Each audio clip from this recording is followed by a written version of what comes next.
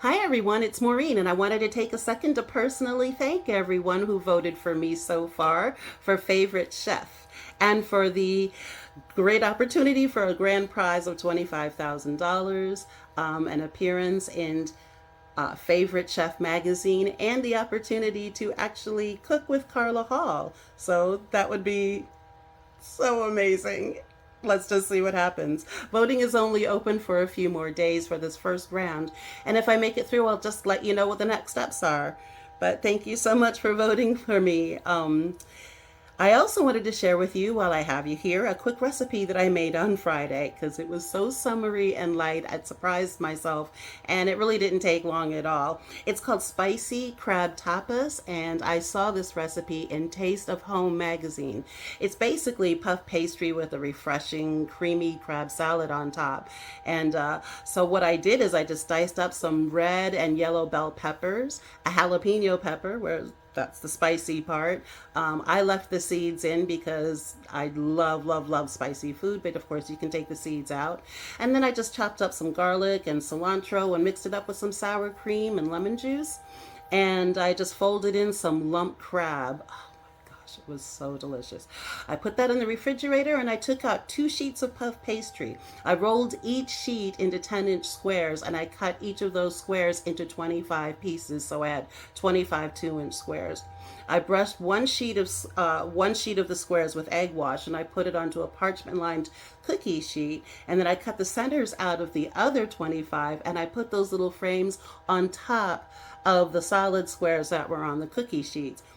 I'm telling you, when I baked those and they puffed up, they came out to be these beautiful square shells of puff pastry just ready for that crab filling.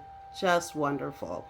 I finished the whole thing with a sprinkle of Old Bay seasoning and some fresh cilantro. Now, I do want to tell you, I made a couple of substitutions. I told you I used sour cream. The actual recipe calls for mayonnaise, but I don't care. Well, my son doesn't care for mayonnaise. I like mayonnaise. But so I used sour cream instead, and I've done that a lot. I will often substitute mayonnaise if you don't like it with either sour cream or Greek yogurt or just a mixture of the two.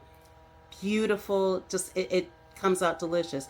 The other kind of substitution, not really, but the recipe says that you finish it off with seafood seasoning. Let me tell you something. I'm in Maryland and I'm eating crab, so it must be Old Bay seasoning if you are in Maryland and you're eating crab. It's just the way it's done. I'm not a heathen.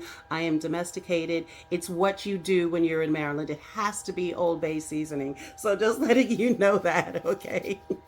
Otherwise, it would just be a sacrilege. I served this dinner with a salad of arugula, thinly sliced fennel, orange segments, and black olives. And I made a quick dressing of honey, lemon juice, olive oil, and salt and pepper. And that was it. It was wonderful, light, summery, and it was just easy and perfect for a Friday night. And hey, I attached pictures of the process. I'll also be sure to add a link to this recipe for you so that you'll have it from Taste of Home magazine. Delicious, so easy, took no time at all. I only had to turn on the oven too. I didn't turn on the stove at all whatsoever. So anyway, again, I just want to thank you all for the votes, and please continue to vote. I believe the voting continues until June 11th.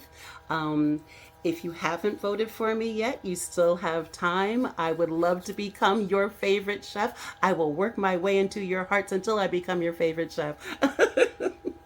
But please continue to vote for me if you haven't. Go right ahead in and start voting. I really appreciate all of the confidence and the messages, and this is fun, and I'm going to continue to find ways to compete and get myself really out there. So thank you all for participating, and I love you all. Thank you.